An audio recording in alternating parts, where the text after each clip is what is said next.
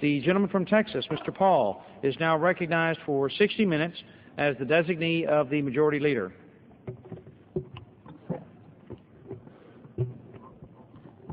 Thank you, Mr. Speaker, and I ask unanimous consent to revise and extend my remarks. Without objection, the gentleman's request is so ordered. Thank you, Mr. Speaker. Mr. Speaker, at the close of the Constitutional Convention in 1787, Benjamin Franklin told an inquisitive citizen that the delegates to the Constitutional Convention gave the people a republic if you can keep it. We should now apologize to Mr. Franklin. It is obvious that the republic is gone and we are wallowing in a pure democracy against which the founders had strongly warned. Madison, the father of the Constitution, could not have been more explicit in his fear and concern for democracies. Quote, "Democracies have never been spectacles of turbulence and contentions, have ever been found incompatible with personal security or the rights of property, and have in general been as short in their lives as they have been violent in their deaths." Close quote. If Madison's assessment was correct, it behooves those of us in Congress to take note and decide indeed whether the republic has vanished, when it occurred, and exactly what to expect in the ways of turbulence, contention, and violence. And above all else, what can we and what will we do about it? The turbulence seems self-evident. Domestic welfare programs are not sustainable and do not accomplish their stated goals. State and federal spending and deficits are out of control. Terrorism and uncontrollable fear undermines our sense of well-being. Hysterical reactions to dangers not yet seen prompt the people at the prodding of the politicians to readily sacrifice their liberties in vain hope that someone else will take care of them and guarantee their security. With these obvious signs of a failed system all around us, there seems to be more determination than ever to antagonize the people of the world by pursuing a world empire. Nation building, foreign intervention, preemptive war, and global government drive our foreign policy. The institution that established it. The founders clearly understood the dangers of a democracy.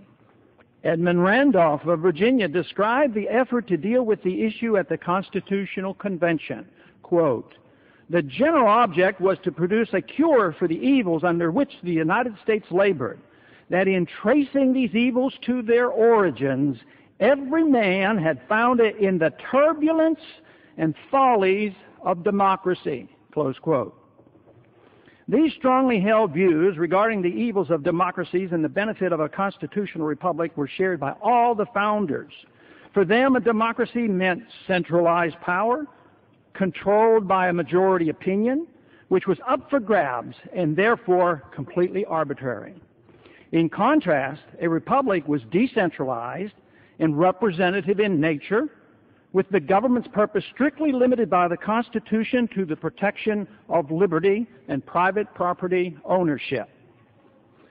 They believed the majority should never be able to undermine this principle and that the government must be tightly held in check by constitutional restraints. The difference between a democracy and a republic was simple. Would we live under the age-old concept of the rule of man or the enlightened rule of law? A constitution in and by itself does not guarantee liberty in a republican form of government. Even a perfect constitution with this goal in mind is no better than the moral standards and desires of the people. Although the United States Constitution was by far the best ever written for the protection of liberty, with safeguards against the dangers of a democracy, it too was flawed from the beginning. Instead of guaranteeing liberty equally for all people, the authors themselves yielded to the Democratic majority's demands that they compromise on the issue of slavery. This mistake, plus others along the way, culminated in a civil war that surely could have been prevented with clearer understanding and a more principled approach to the establishment of a constitutional republic. Subsequently, the same urge to accommodate majority opinion while ignoring the principles of individual liberty led to some other serious errors. Even amending the Constitution in a proper fashion to impose alcohol prohibition turned out to be a disaster. Fortunately, this was rectified after a short time with its repeal. But today, the American people accept drug prohibition, a policy equally damaging to liberty as was alcohol prohibition. A majority vote in Congress has been enough to impose this very expensive and failed program on the American people, even without bothering to amend the Constitution. It has been met with only minimal, but fortunately, growing dissent. For the first 150 years of our history, when we were much closer to being a true republic, there were no federal laws dealing with the serious medical problem of addiction. The ideas of democracy, not the principles of liberty, were responsible for the passage of the 16th Amendment. It imposed the income tax on the American people and helped usher in the modern age of the welfare-warfare state. Unfortunately, the 16th Amendment has not been repealed, as was the 18th. As long as the 16th Amendment is in place, the odds are slim that we can restore a constitutional republic dedicated to liberty. The personal income tax is more than symbolic of a democracy. It is a predictable consequence. The transition from republic to democracy was gradual and insidious. Its seeds were sown early in our history. In many ways, the Civil War and its aftermath laid the foundation for the acute erosion that took place over the entire 20th century. Chronic concern about war and economic downturns, events caused by an intrusive government's failure to follow the binding restraints of the Constitution, allowed majority demands to supersede the rights of the minority. By the end of the 20th century, majority opinion had become the determining factor in all that government does. The rule of law was cast aside, leaving the Constitution a shell of what it once was. A constitution with rules that guaranteed a republic with limited and regional government and protection of personal liberty. The marketplace, driven by voluntary cooperation, private property ownership, and sound money, was severely undermined with the acceptance.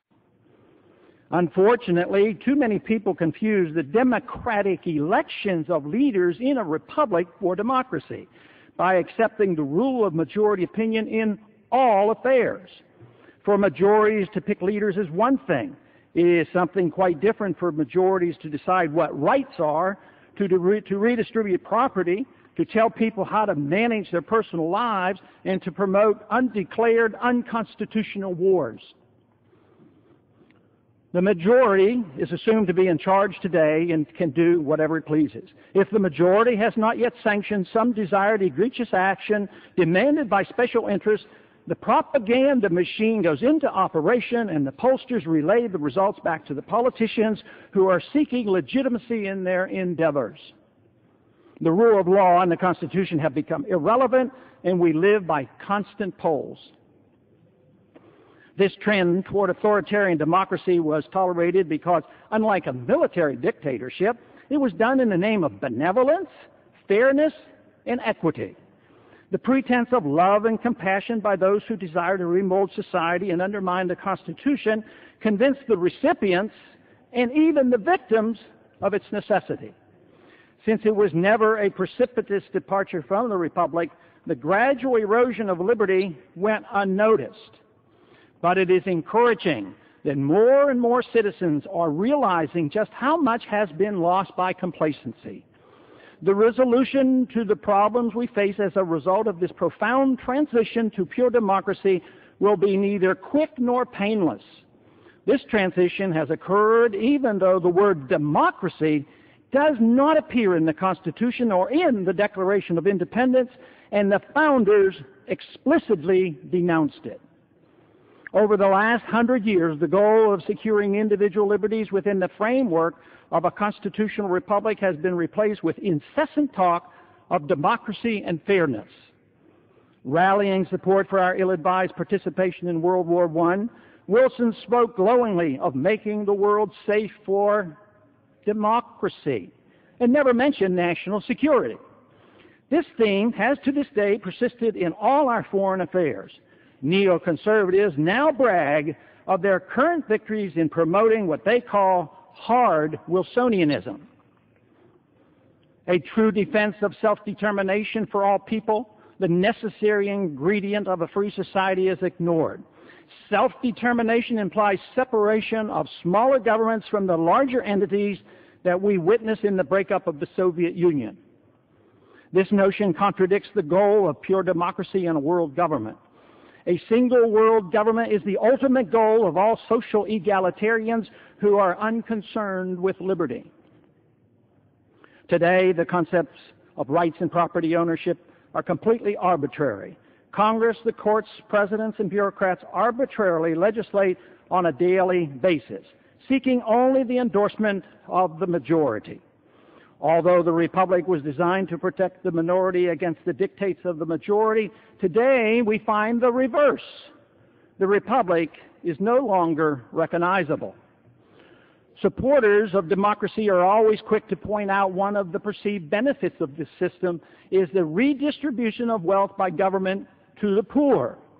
Although this may be true in a limited fashion, the champions of this system never concern themselves with the victims from whom the wealth is stolen. The so-called benefits are short-lived because democracy consumes wealth with little concern for those who produce it. Eventually, the programs cannot be funded, and the dependency that has developed precipitates angry outcries for even more fairness. Since reversing the tide against liberty is so difficult, this unworkable system inevitably leads to various forms of tyranny. As our republic crumbles, voices of protest grow louder. The central government becomes more authoritarian with each crisis. As the quality of education plummets, the role of the federal government is expanded. As the quality of medical care collapses, the role of the federal government in medicine is greatly increased. Foreign policy failures precipitate cries for more intervention abroad and an even greater empire. Cries for security grow louder, and concern for liberty languishes. Attacks on our homeland prompt massive increase in the bureaucracy to protect us from all danger seen and imagined of the founders. The protection of liberty is ignored. Those expressing any serious concern for personal liberty are condemned for their self-centeredness and their lack of patriotism. Even if we could defeat the Al-Qaeda, which is surely a worthwhile goal, it would do little to preserve our liberties, while ignoring the real purpose of our government. Another enemy would surely replace it, just as the various groups of so-called barbarians never left the Roman Empire alone once its internal republican structure collapsed. Once it becomes acceptable to change the rules by majority vote, there are no longer any limits on the power of the government. When the Constitution can be subverted by mere legislative votes, executive orders, or judicial decrees, constitutional restraints on the government are eliminated. This process was rare in the early years of our history, but now it's routine.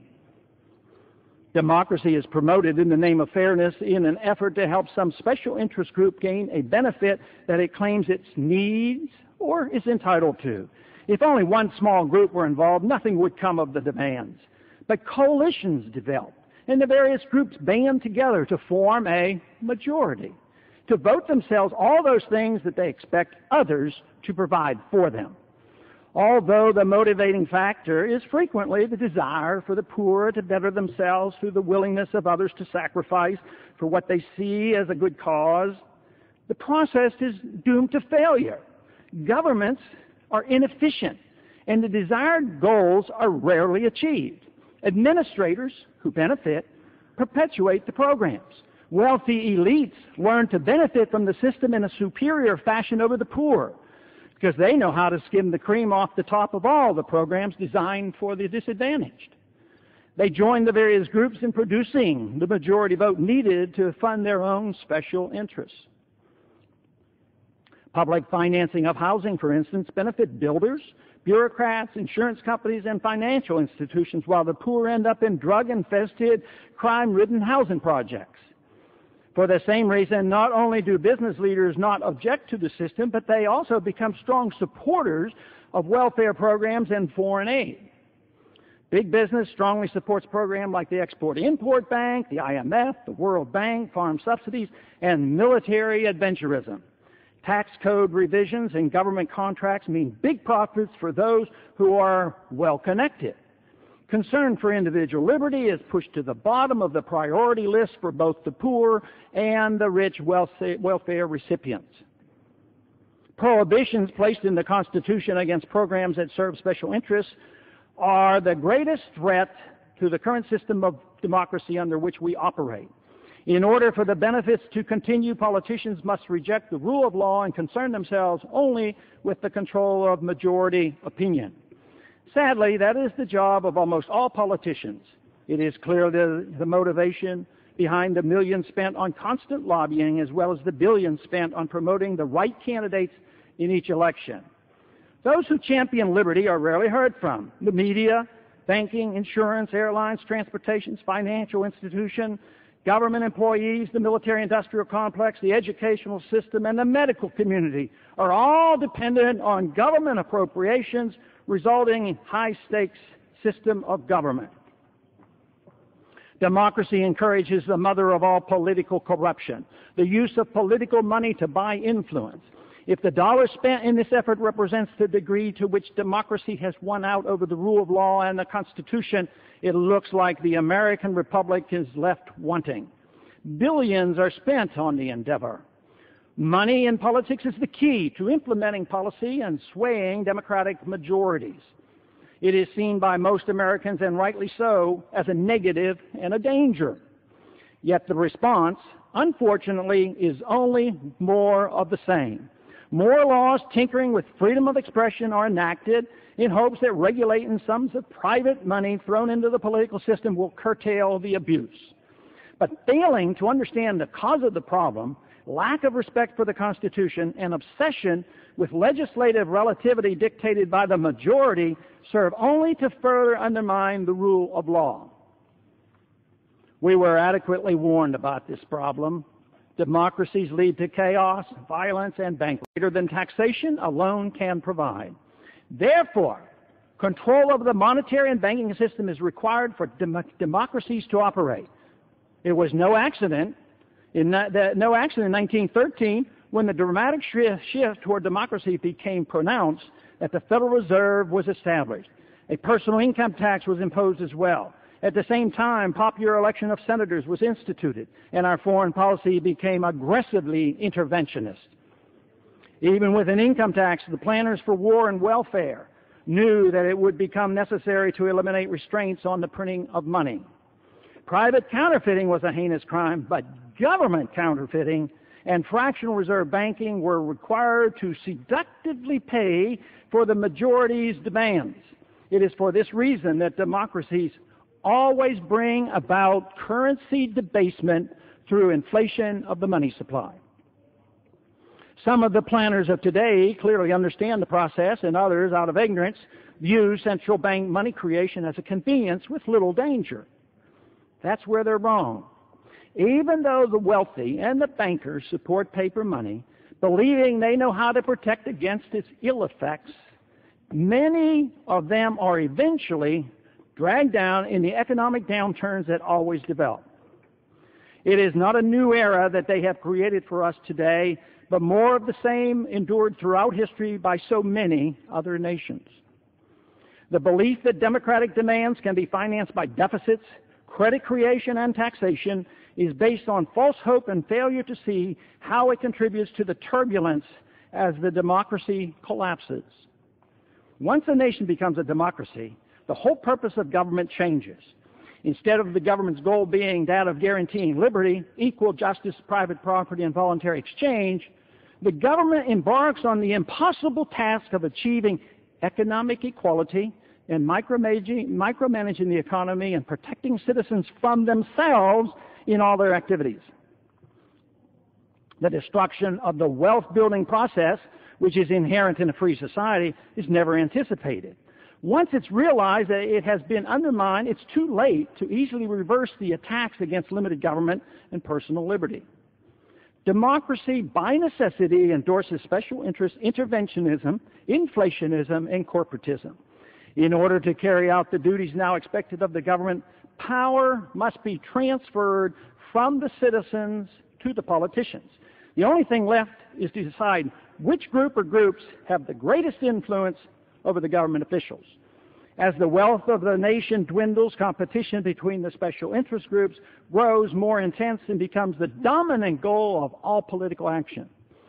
Restoration of liberty, the market, and personal responsibility are of little interest and are eventually seen as impractical. Power and public opinion become crucial factors in determining the direction of all government expenditures. Although both major parties now accept the principles of rule of majority and they reject the rule of law, the beneficiaries for each party are generally different, although they frequently overlap.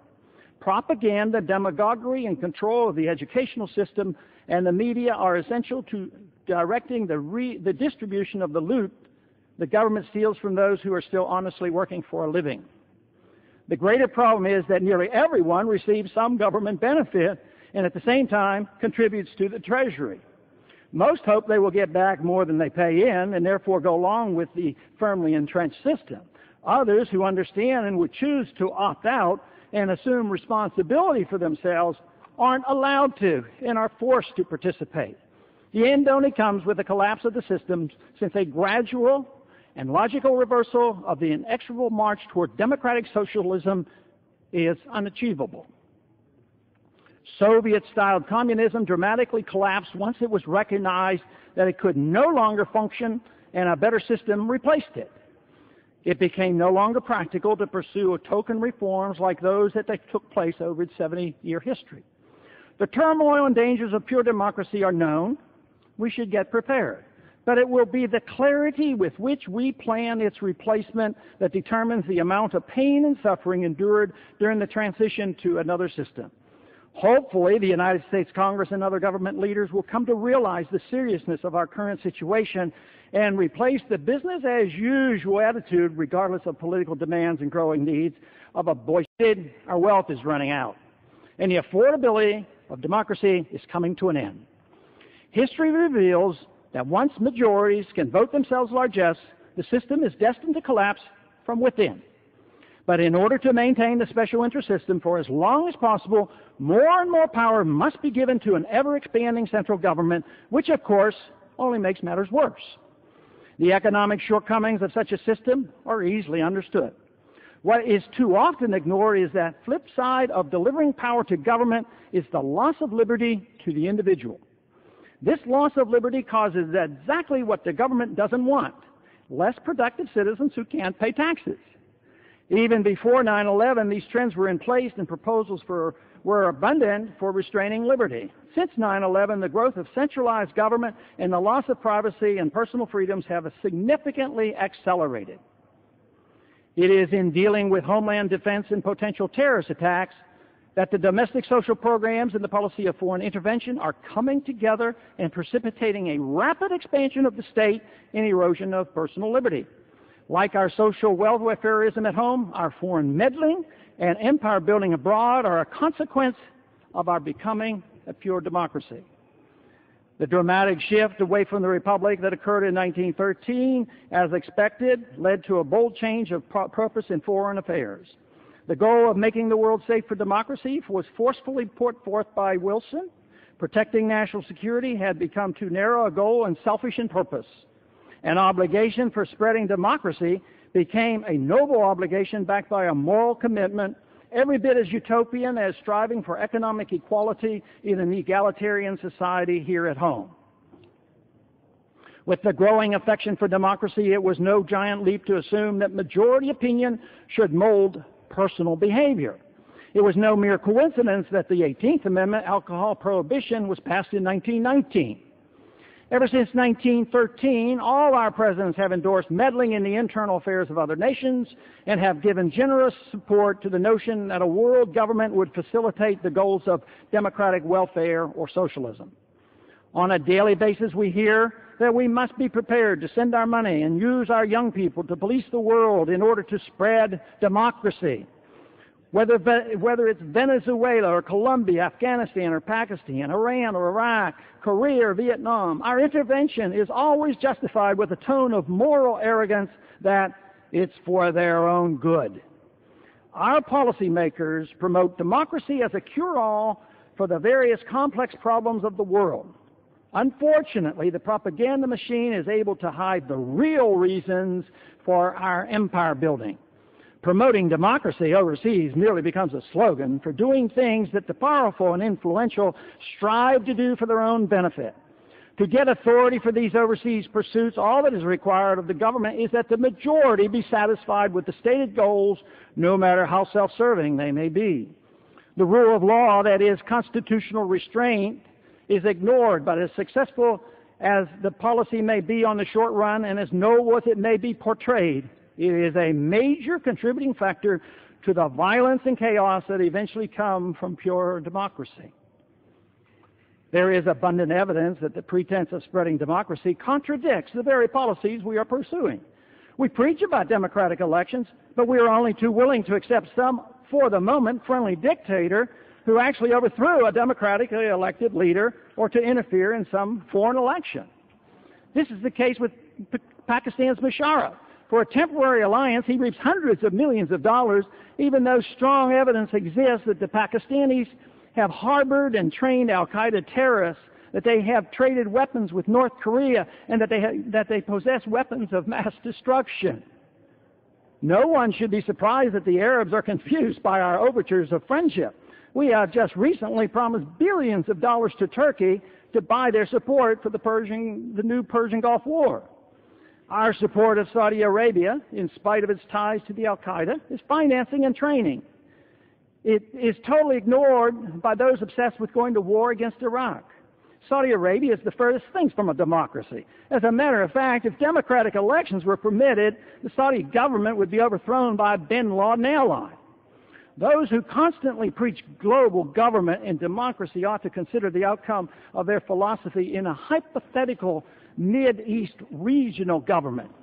If these people were asked which kind of policy of oppressive occupation and constantly defies UN's Council resolution, the vast majority would overwhelmingly name Israel. Is this ludicrous? No, this is what democracy is all about and what can come from a one-man, one-vote philosophy.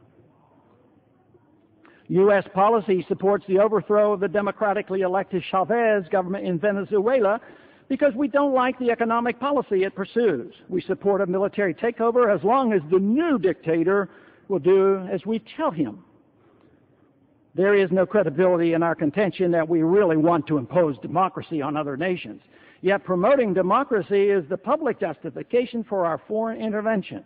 It sounds so much nicer than saying we're going to risk the lives of young people and massively tax our citizens to secure the giant oil reserves of Iraq.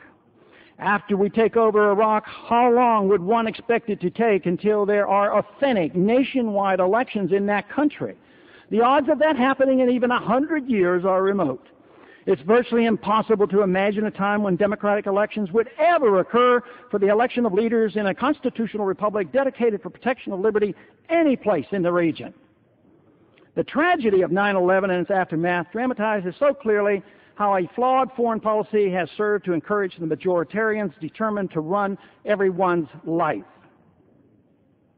Due to its natural inefficiencies and tremendous costs, a failing welfare state requires an ever-expanding authoritarian approach to enforce mandates, collect the necessary revenues, and keep afloat an unworkable system. Once the people grow to depend on government subsistence, they demand its continuation. Excessive meddling in the internal affairs of other nations and involving ourselves in every conflict around the globe has not endeared the United States to the oppressed of the world. The Japanese are tired of us, the South Koreans are tired of us, the Europeans are tired of us, the Central Americans are tired of us, the Filipinos are tired of us, and above all, the Arab Muslims are tired of us. Angry and frustrated by our persistent bullying and disgusted with having their own government bought and controlled by the United States, joining a radical Islamic movement was a natural and predictable consequence for Muslims. We believe bin Laden when he takes credit for an attack on the West, and we believe him when he warns of an impending attack. But we refuse to listen to his explanation of why he and his allies are at war with us.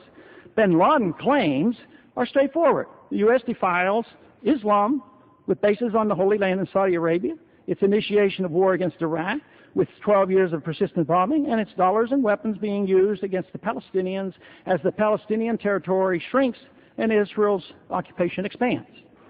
There will be no peace in the world for the next 50 years or longer if we refuse to believe why those who are attacking us do it.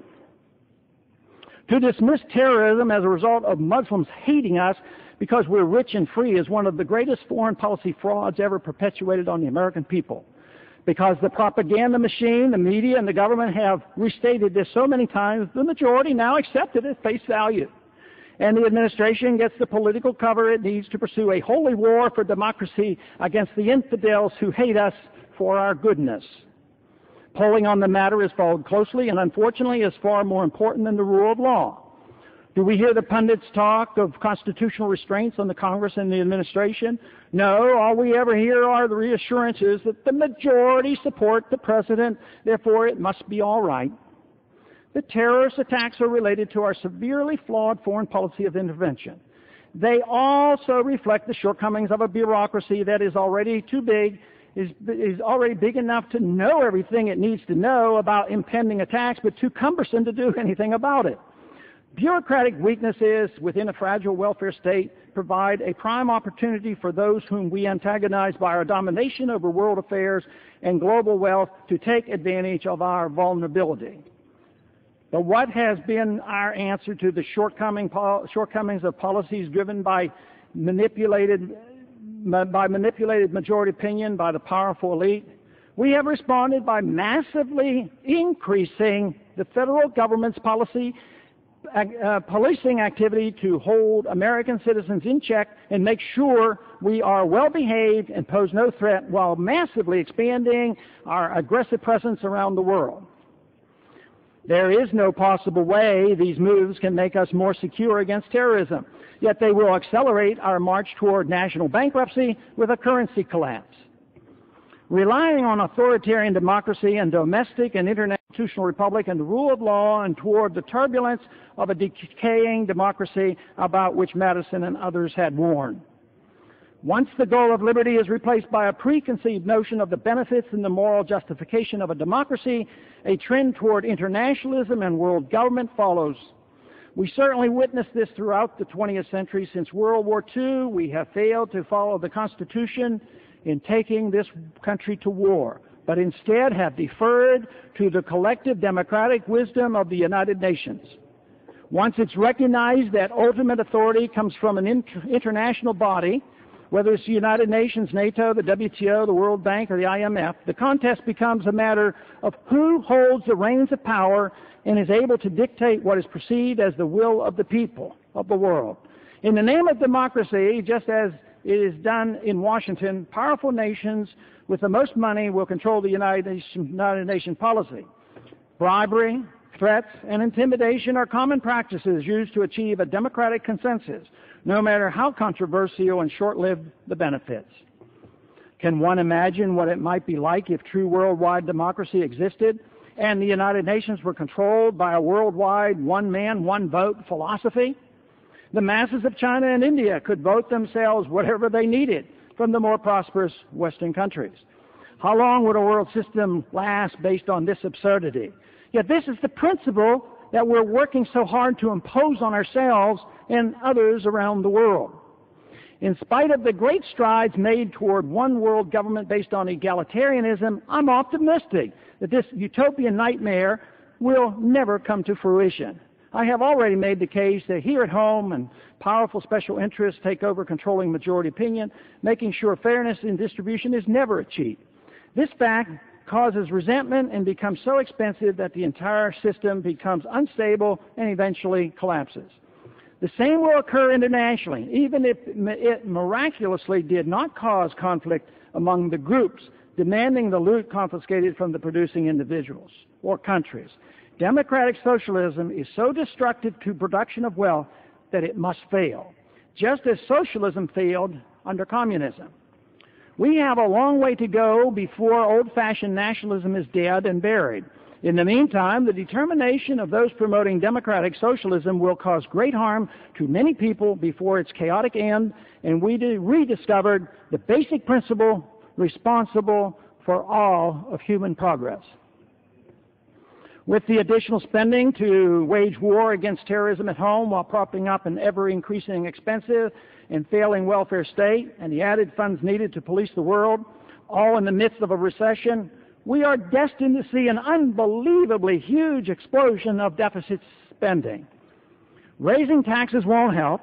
Borrowing the needed funds for the budgetary deficit, plus the narrow daily borrowing from foreigners required to finance our ever-growing current account deficit, will put tremendous pressure on the dollar. The time will come when the Fed will no longer be able to dictate low interest rates. Reluctance of foreigners to lend, the exorbitant size of our borrowing needs, and the risk premium will eventually send interest rates upward. Price inflation will accelerate, and the cost of living for all Americans will increase. Under these conditions, most Americans will face a decline in their standard of living. Facing this problem of paying for past and present excess spending, the borrowing and inflating of the money supply has already begun in earnest. Many retirees, depending on their 401k funds and other retirement programs, are suffering the ill effects of the stock market crash, a phenomenon that still has a long way to go. Depreciating the dollar by printing excessive money, like the Fed is doing, will eventually devastate the purchasing power of those retirees who are dependent on Social Security. Government cost of living increases will never be able to keep up with the loss. The elderly are already unable to afford the inflated cost of medical care, especially the cost of pharmaceuticals. The reality is that we will not be able to inflate, tax, spend, or borrow our way out of this mess that the Congress has delivered to the American people. The demands that come with pure democracy always lead to an unaffordable system that ends with economic turmoil and political upheaval. Tragically, the worse the problems get, the louder is the demand for more of the same government programs that caused the problem in the first place, both domestic and international. We, because of political pressures, are virtually impossible. The end comes only after economic forces make it clear we can no longer afford to pay for the extravagance that comes from the democratic dictates. Democracy is the most expensive form of government.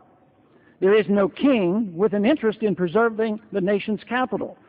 Everyone desires something, and the special interest groups banding together dictate to the politicians exactly what they want and need. Politicians are handsomely rewarded for being effective, that is, getting the benefits for the groups that support them. Effectiveness is never measured by efforts and achievements in securing liberty, even though it's the most important element in a prosperous and progressive world. Spending is predictable in a democracy, especially one that endorses foreign interventionism. It always goes up, both in nominal terms and in percentage of the nation's wealth. Paying for it can be quite complicated. The exact method is less consequential than the percent of the nation's wealth the government commands. Borrowing and central bank credit creation are generally used and are less noticeable, but more deceitful than direct taxation to pay as we go. If direct taxation were accomplished through monthly checks written by each taxpayer, the cost of government would immediately be reversed, and the democratic con game would end much more quickly. The withholding principle was devised to make paying for the programs the majority demanded seem less painful. Passing on debt to the next generation through borrowing is also a popular way to pay for welfare and warfare. The effect of inflating a currency to pay the bills is difficult to understand, and the victims are hard to identify. Inflation is the most sinister method of payment for a welfare state. It, too, grows in popularity as the demands increase for services that aren't affordable. Although this appears to be a convenient and cheap way to pay the bills, the economic consequences of lost employment, inflated prices, and economic dislocation make the long-term consequences much more severe than paying as we go. Not only is this costly in terms of national wealth, it significantly contributes to the political chaos and loss of liberty that accompanies the death throes of a doomed democracy. This does not mean that direct taxes won't be continuously raised to pay for out-of-control spending. In a democracy, all earned wealth is assumed to belong to the government. Therefore, not paying taxes, cutting taxes, or granting tax credits are considered costs to government. Once this notion is established, tax credits or cuts are given only on the condition that the beneficiaries conform to the democratic consensus. Freedom of choice is removed even if a group is merely getting back control of that which was rightfully theirs in the first place. Tax-exempt status for various groups is not universal, but is conditioned on whether their beliefs and practices are compatible with politically correct opinions endorsed by the Democratic majority. This concept is incompatible with the principles of private property ownership and individual liberty. In contrast, in a free society, all economic and social decision-making is controlled by private property owners without government intrusion, as long as no one is harmed in the process. The vast majority of the American people have come to accept democracy as a favorable system and are pleased with our efforts to pursue Wilson's dream of making the world safe for democracy. But the goals of pure democracy and that of a constitutional republic are incompatible. A clear understanding of the difference is paramount if we are to remain a free and prosperous nation. There are certain wonderful benefits in recognizing the guidance that majority opinion offers. It takes a consensus or prevailing attitude to endorse the principles of liberty and a constitution to protect them. This is a requirement for the rule of law to succeed. Without a consensus, the rule of law fails. This does not mean that the majority or public opinion measured by polls, court rulings, or legislative bodies should be able to alter the constitutional restraints on the government's abuse of life, liberty, and property. But in a democracy, that happens. And we know that today it is happening in this country on a routine basis. In a free society with totally free markets, the votes by consumers through their purchases or refusal to purchase determine which businesses survive and which fail. This is free choice democracy, and it is a powerful force in producing and bringing about economic efficiency. In today's democracy by decree, government laws dictate who receives the benefit and who gets shortchanged. Conditions of employment and success or failure is too often dependent on government action than by consumers voting in the marketplace, by their spending habits. Individual consumers, by their decisions, should be in charge, not governments armed with mandates from the majority. Even a system of free market money, a redeemable gold coin standard, functions through the principle of consumers always voting or withholding support for that currency. A gold standard can only work when freely converted into gold coins, giving every citizen a right to vote on a daily basis for or against the government's money. It's too late to avoid the turbulence and violence that Madison warned us about. It has already started. But it's important to minimize the damage and prepare the way for a restoration of the Republic. The odds are not favorable, but not impossible. No one can know the future with certainty. The Soviet system came to an abrupt end with less violence than could have ever been imagined at the height of the Cold War. It was a pleasant surprise. Interestingly enough, what is needed is a majority opinion, especially by those who find themselves in leadership roles, whether political, education, or in the media, that rejects democracy and supports the rule of law within the Republic. This majority support is essential for the preservation of the freedom and prosperity with which America is identified. This will not occur until we as a nation once again understand how freedom serves the interests of everyone. Henry Grady Weaver, in his 1947 classic, The Mainspring of Human Progress, superbly explains how it works. His thesis is simple. Liberty permits progress while government intervention tends always to tyranny. Liberty releases creative energy. Government intervention suppresses it. This release of energy was never greater than in the time following the American Revolution and the writing of the U.S. Constitution.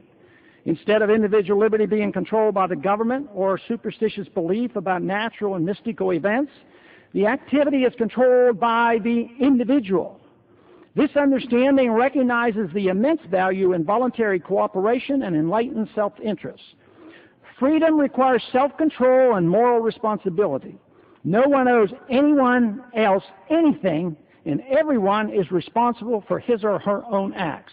The principle of never harming one's neighbor or never sending the government to do the dirty work is key to making the system tend toward peaceful pursuits and away from the tyranny and majority-induced violence. Nothing short of a reaffirmation of this principle can restore the freedoms once guaranteed under the Constitution. Without this, prosperity for the masses is impossible, and as a nation, we become more vulnerable to outside threats. In a republic, the people are in charge. The Constitution provides strict restraints on the politicians, bureaucrats, and the military. Everything the government is allowed to do is done only with explicit permission from the people or the Constitution. Today, it's the opposite. The American people must get permission from the government for their every move, whether it's the use of their own property or spending their own money. Even the most serious decisions, such as going to war, is done while ignoring the Constitution and without a vote of the people's representatives in the Congress. Members of the global government have more to say about when American troops are put in harm's way than the U.S. Congress.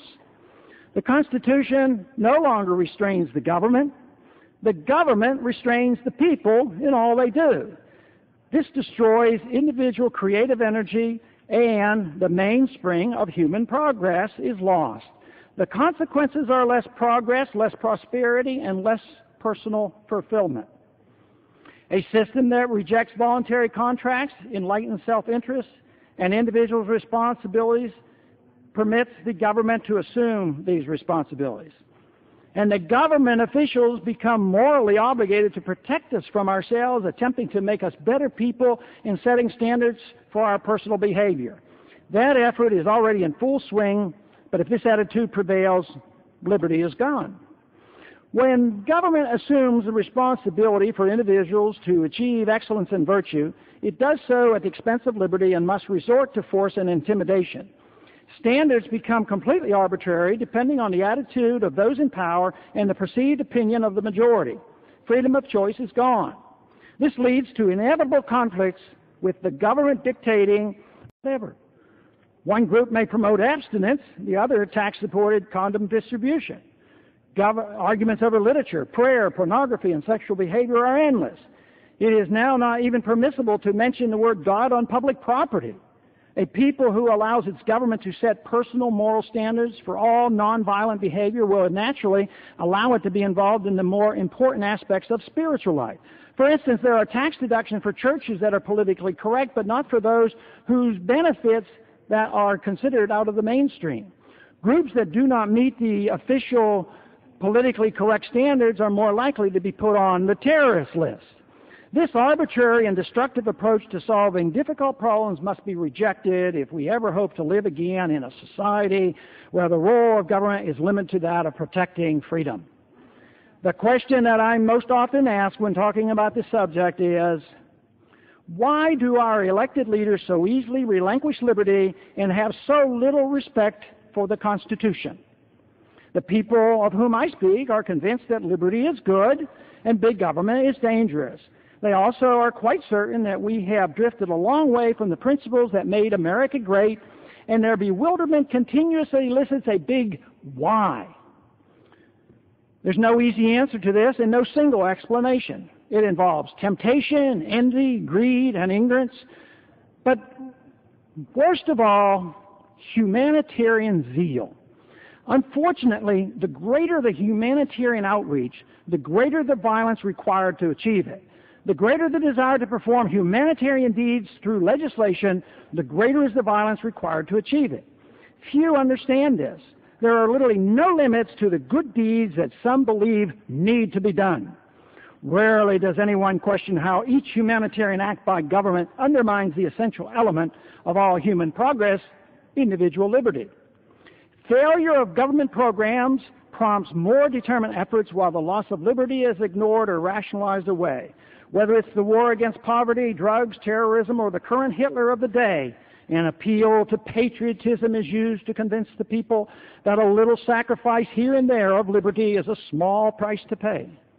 The results, though, are frightening and will soon become even more so. Poverty has been made worse The drug war is a bigger threat than drug use.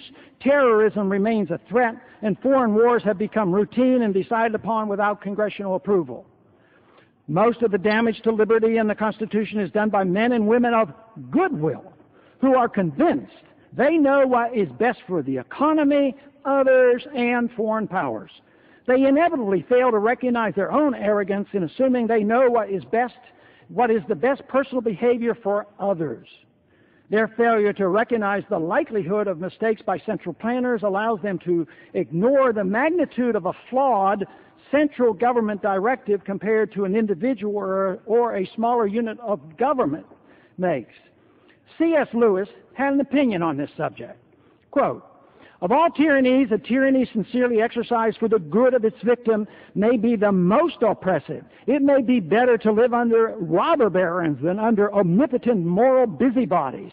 The robber baron's cruelty may sometimes sleep. His cupidity may at sometimes be satiated. But those who torment us for our own good will torment us without end, for they do so with the approval of their own conscience." Close quote.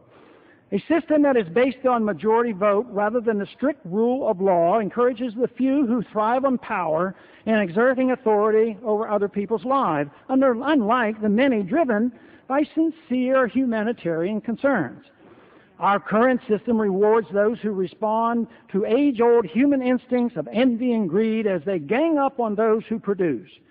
Those individuals who are tempted by the offer of power are quick to accommodate those who are the most demanding of government giveaway programs and government contracts. These special interest groups notoriously come from both the poor and the rich, while the middle class is required to pay. It is not a coincidence that in the times of rapid monetary debasement, the middle class suffers the most from the inflation and the job losses that monetary inflation brings. When inflation is severe, which it will become, the middle class can be completely wiped out. The stock market crash gives us a hint as to what is likely to come as this country is forced to pay for the excesses sustained over the past 30 years while operating under a fiat monetary system. Eric Hoffer, quote, "Absolute power corrupts even when exercised for humane purposes. The benevolent despot who sees himself as a shepherd of the people still demands from others the submissiveness of sheep," close quote. Good men driven by a desire for benevolence encourages the centralization of power. The corruptive temptation of power is made worse when domestic and international interventions go wrong and feed into the hate and envy that invade men's souls when the love of liberty is absent. Those of goodwill will work to help the downtrodden, do so not knowing they are building a class of rulers who will become drunk with their own arrogance and a lust for power. Generally, only a few in a society yield to the urge to dictate to others and seek power for the sake of power and then abuse it. Most members of society are complacent and respond to propaganda, but they unite in the democratic effort to rearrange the world in hopes of gaining benefits through coercive means and convince themselves they are helping their fellow man as well. A promise of security is a powerful temptation for many. A free society, on the other hand, requires these same desires be redirected. The desire for power and authority must be over oneself alone. The desire for security and prosperity should be directed inwardly rather than toward controlling others. We cannot accept the notion that the gang solution endorsed by the majority is the only option. Self-reliance and personal responsibility are crucial. But there is also a problem with economic understanding. Economic ignorance about the shortcomings of central economic planning, excessive taxation and regulation, central bank manipulation of money and credit, and interest rates is pervasive in our nation's capital. A large number of conservatives now forcefully argue that deficits don't matter. Spending programs never shrink, no matter whether conservatives or liberals are in charge. Rhetoric favoring free trade is canceled out by special interest protectionist measures. Support of international government agencies that manage trade, such as the IMF, the World Bank, the WTO, and NAFTA, politicizes international trade and eliminates any hope that free trade capitalism will soon emerge. The federal government will not improve on its policies until the people coming to Washington are educated by a different breed of economists than those who dominate our government-run universities. Economic advisors and most office holders merely reflect the economics taught to them. A major failure of our entire system will most likely occur before serious thought is given once again to the guidelines laid out in the Constitution. The current economic system of fiat money and interventionism, both domestic and international, serve to accommodate the unreasonable demands for government to take care of the people. And this, in turn, contributes to the worst of human instincts, authoritarian control by the few over the many. We as a nation have lost our understanding of how the free market provides the greatest prosperity for the greatest number. Not only have most of us forgotten about the invisible hand of Adam Smith, few have ever heard of Mises and Hayek and Rothbard, individuals who understood exactly why all economic ups and downs in the 20th century occurred, as well as the cause of the collapse of the Soviet Union. But worst of all, we have lost our faith in freedom. Materialistic concerns and desire for security drive our national politics. This trend has been sharply accelerated since 9/11. Understanding the connection between liberty, prosperity, and security has been lost. The priorities are backwards. Prosperity and security come from liberty. Peace and the absence of war come from a consequence of liberty and free trade. The elimination of ignorance and restraints on do-goodism and authoritarianism in a civilized society can only be achieved through a contractual arrangement between the people and the government, in our case, the U.S. Constitution. This document was the best ever devised for releasing the creative energy of a free people while strictly holding in check the destructive powers of government. Only the rule of law can constrain those who by human instinct look for a free ride while delivering power to those few, found in every society whose only goal in life is a devilish desire to rule over others. The rule of law in a republic protects free markets activity and private property ownership and provides for equal justice under the law. It is this respect for law and rights over government power that protects the mainspring of human progress from the enemies of liberty. Communists and other socialists have routinely argued that the law, they have it backwards. Under democracy and fascism, the pseudo-capitalists write the laws that undermine the Constitution and jeopardizes the rights and property of all citizens. They fail to realize that the real law, the Constitution, itself guarantees the rights and equal justice and permits capitalism, thus guaranteeing progress. Arbitrary, ever-changing laws are the friends of dictators. Authoritarians argue constantly that the Constitution is a living document and that rigid obedience to ideological purity is the enemy that we should be most concerned about. They would have us believe that those who cherish strict obedience to the rule of law and the defense of liberty are wrong merely because they demand ideological purity. They fail to demand that their love of relative rights and pure democracy is driven by a rigid obedience to an ideology as well. The issue is never rigid beliefs versus reasonable friendly compromise. In politics, it's always competition between two strongly held ideologies. The only challenge for men and women of goodwill is to decide the wisdom and truth of the ideologies offered. Nothing short of restoring a Republican form of government with strict adherence to the rule of law and curtailing illegal government programs will solve our current and evolving problems. Eventually, the solution will come with the passage of the Liberty Amendment. Once there's serious debate on this amendment, we will know that the American people are considering the restoration of the constitutional republic and the protection of individual liberty. Mr. Speaker, I yield back the balance of my time.